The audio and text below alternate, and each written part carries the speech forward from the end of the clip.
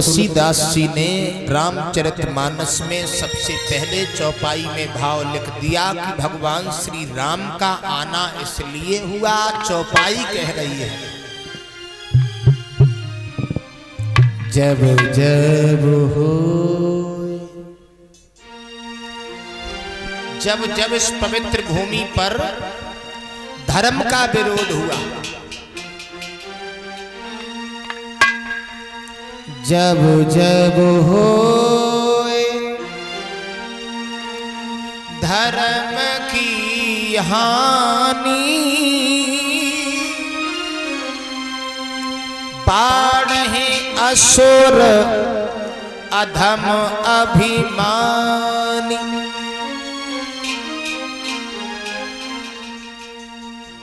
महाराज, जब जब इस पवित्र भूमि पर धर्म का विरोध हुआ, असुर कहते हैं राक्षसों को, राक्षसों ने जब जब इस पवित्र भूमि पर उत्पात किया। वैसे माफी चाहेंगे पंडाल में बैठे हमारे सभी भक्तगण, जरा ध्यान दें, देवता पहले भी थे, देवता आज भी हैं, मानव पहले भी थे, मानव आज भी हैं, राक्षस पहले भी थे, राक्षस आज भी हैं। कहां है? पंडाल में कोई ऐसे भक्त बैठे हो जो कभी कभी दारू पी लेते हो? वैसे कोई है ही नहीं। इस क्षेत्र में तो बहुत अच्छे लोग हैं, कोई देखता भी नहीं है, अब पीनी भी नहीं चाहिए। महाराज, मदरा का सेवन कभी भी नहीं करना चाहिए। जो लोग मदरा का सेवन करते हैं, मांस का भक्षण करते हैं, वो राक्षसी प्रवृत्ति में आते हैं। अरे विचार करके देखो, हम आपसे अच्छा तो एक पशु है जो अपने धर्म पर टिका हुआ है।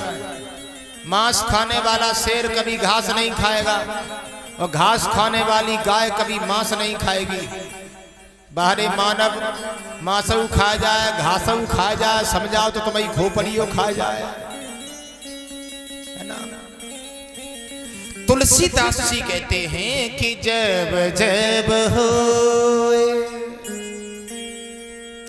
धर्म की हानि, बाढ़े असुर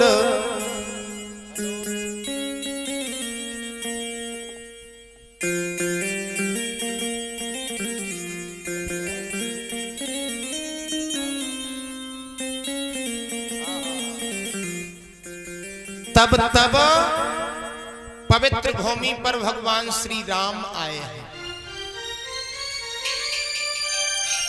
एक बात हम आपको और बताएं, हमारे आपके थोड़े समय पहले की बात है, जब कोई पशु मर जाता था तो गिद्ध आते थे। विचार किया सब लोगों ने, गिद्ध हैं कहां? गिद्ध इस देश को छोड़ के चले गए। अब चले क्यों गए? वो ये कहते हैं भैया अब तो इंसान ही मांस खाने लगा है, हमारे लिए कुछ छोड़ता ही नहीं है, खाएं कहां? तो मैं सभी भाइयों से एक मस्तक नभा के विनय करना चाहूंगा कि प्यारे भक्तों, मांस का सेवन नहीं करना, मांस का भक्षण नहीं करना, मदिरा का सेवन नहीं करना, ये स्वास्थ्य के लिए बड़ा हानिकारक है। कभी भी हम आप मदिरा का सेवन करते हैं तो आप लोगों ने देखा होगा, दारू पीने के बाद सम्मान भी नहीं मिलता, बुद्धि भी बाहर आ जाती है। दारू अंदर जब जाती है तो बुद्धि बाहर निकल आती है। दारू और बुद्धि में बैर होता है। दारू पीने के बाद परीक्षित जी घर में झगड़े होते हैं, बुद्धि काम करना बंद कर देती है, पैसा बर्बाद होता है, इज्जत भी नहीं मिलती है। तो ऐसी दारू पीने से हमें आपको क्या फायदा है? क्यों पिए? संसार में आए हैं तो मानव योनि लेकर के आए हैं, तो शान से जीना हमारा आपका कर्तव्य है, अच्छे कर्म करना हमारा आपका धर्म है। प्यारे,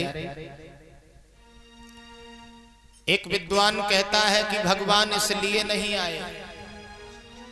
किस लिए आए? तो एक विद्वान लिख रहा है कि नारद श्राप, नारद ने भगवान नारायण को श्राप दे दिया था। नारद श्राप दीन एक 12।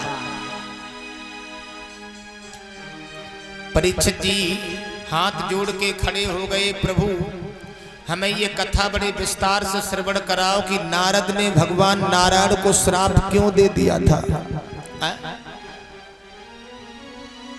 क्या कारण था जो नारद बाबा ने भगवान नारायण को श्राप दिया। एक बार नारद ने परीक्षित जी हिमालय पर्वत पर तप किया है और इतना कठिन तप किया, नारद के शरीर के ऊपर मिट्टी का ढेर जमा हो गया। चींटी इस कान से प्रवेश होती है, इस कान से निकल जाती है। नारद की तपस्या डिगाने के लिए परीक्षित जी देवराज इंद्र जो है बड़ा घबराने लगा। बोले अगर नारद तपस्या में पूर्ण हो गए तो हमारे इंद्रासन को छीन लेंगे। और जलन की भावना तो परीक्षित जी पहले से ही चली आई है, आज भी जलन है। इंसान अपने दुख से दुखी नहीं है, दूसरे के सुख से बहुत दुखी है। अच्छी तरह से आप भोजन करने लगना, अच्छी गाड़ियां ले लेना तो पड़ोसी बोलना बंद कर देगा, याद रखना। कोई झगड़ा ना हो, एक दूसरे की ओर अंगुली उठाने में लोग लग जाते हैं, लेकिन प्यारे एक अंगुली दूसरे की ओर उठाने से पहले स्वयं अपनी ओर देखना, मेरी ओर अंगुली कितनी है। जब 3 अंगुलियां तुम्हारी तरफ आएंगी तब एक अंगुली दूसरे की ओर जाएगी। अगर वो 1 गुना खराब है तो उससे 3 गुना तुम स्वयं खराब है। इंसान की बात छोड़ो, लोगों ने भगवान को भी नहीं छोड़ा, भगवान के प्रति भी अंगुली उठाना प्रारंभ कर देते। एक दिन तो मूर्ख चले, कलम कापी ली, बोले भैया, बोले क्या कि भगवान बहुत बड़ी गलती कर बैठा। बोले क्यों? बोले भैया हम भगवान की गलती लिखेंगे। चल दिया। एक खेत में सीताफल लगे रहे जिसे कद्दू बोलते। परीक्षित जी तो सीताफल को जब उसने देखा, बोले लिखो भगवान की पहली गलती। बोले क्यों? बोले भैया इसमें नार जो है वो कितना नाजुक है, कितना पतला है, और फल इसमें 15-15 के लेके। पहली गलती लिख ली। आगे बढ़ा, एक आम के वृक्ष के नीचे बैठा तो निगाह ऊपर गई तो अमिया 50-50 ग्राम की। बोले भैया लिखो दूसरी गलती। बोले काहे के? इस पे कितना विशाल वृक्ष, वो आम 50-50 ग्राम के। दूसरी गलती भी लिख ली। भैया हमारी इच्छा तो ये है, अगर हमारी मन की बात होती तो वो कद्दू का फल इस आम पर होना चाहिए था, और जो अमिया कद्दुआ के नार पर वो चाहिए थी। भगवान को बड़ी हंसी आई। बोले मूर्खो,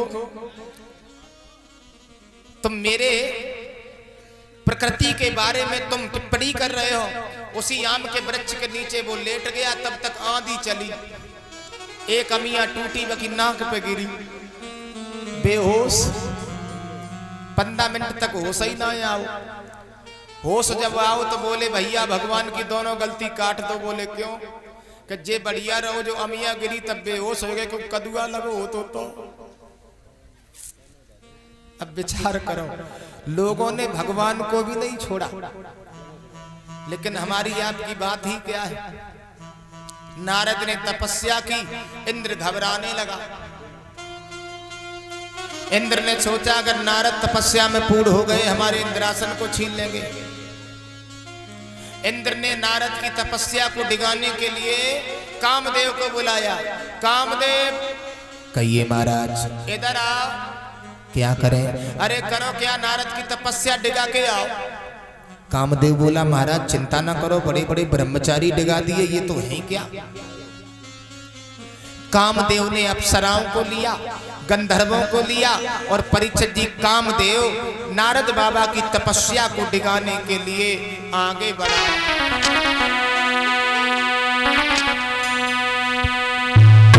कामनी वहां जाते जाते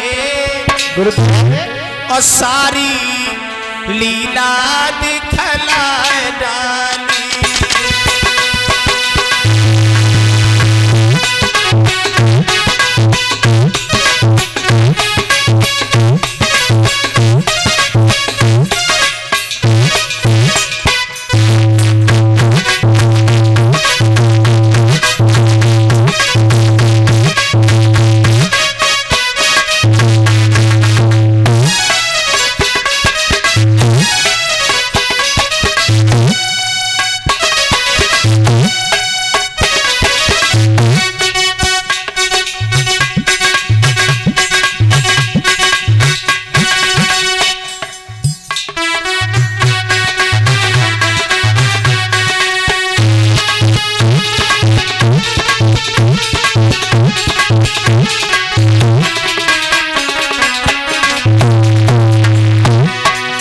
कामदेव ने चोटी से एड़ी तक ताकत लगाई है। गंधर्व बाजा बजा रहे हैं, अप्सराएं नाच रही हैं, चुनरिया लहरा रही हैं और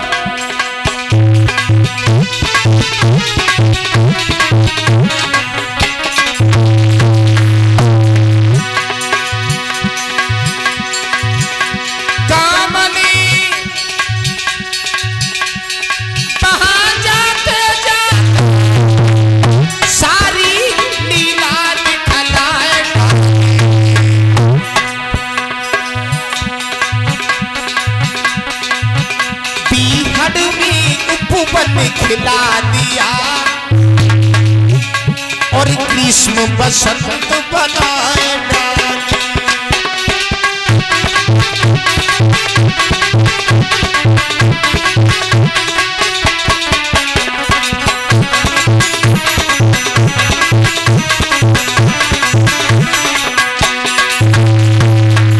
एक बड़ा सुंदर उपवन खिला दिया बीहड़ में प्यारे। नतीजा यहां तक पहुंच गया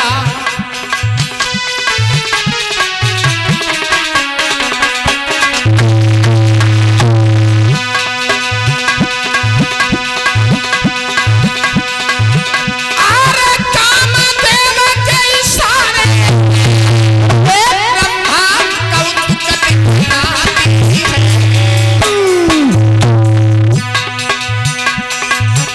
और नाची सभी अप्सराएं,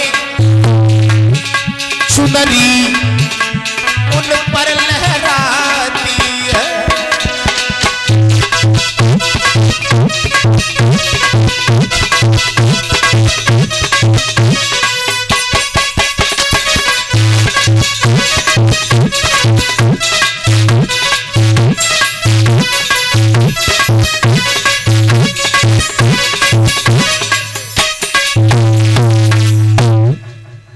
नारद की तपस्या को डिगाने के लिए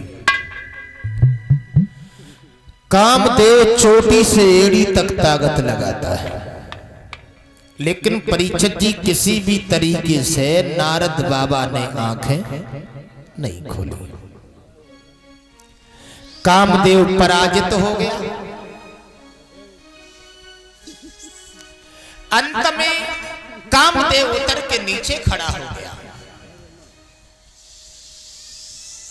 लाल लाल लोहू के कतरे नारद के आंखों से निकल रहे हैं। भैया देव ऋषि नारद बाबा ने नेत्र खोले तो कामदेव परीक्षित जी घबराने लगा। कामदेव बोला, बाबा नारद क्या हुआ? मुझे माफ कर देना, हमसे कोई मेरा कोई दोष नहीं है, मुझे इंद्र ने भेजा था। नारद बोले, कामदेव अगर मैं चाहूं तो तुम्हें जला करके राख कर सकता हूं, भस्म कर सकता हूं, लेकिन तुम्हारा दोष नहीं है, मैं जानता हूं, इसीलिए हम तुम्हें छोड़ रहे हैं। कामदेव बोला, मुझे माफ कर दो भगवान, मैं आज के बाद कभी नहीं आऊंगा। कामदेव चला गया। इतने में देव ऋषि नारद बाबा को घमंड हो गया, अहंकार हो गया। नारद बाबा के मुखारविंद से एक ही शब्द निकलता है, अब हमारे समान इस दुनिया में कोई बाल ब्रह्मचारी। अहंकार का अंकुर निकल आया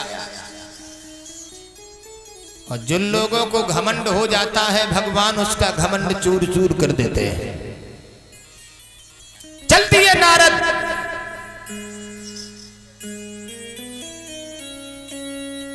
मैंने कामदेव को जीता है, मेरी बराबरी भगवान भी नहीं कर सकते। जो कुछ भी हूं मैं हूं मैं।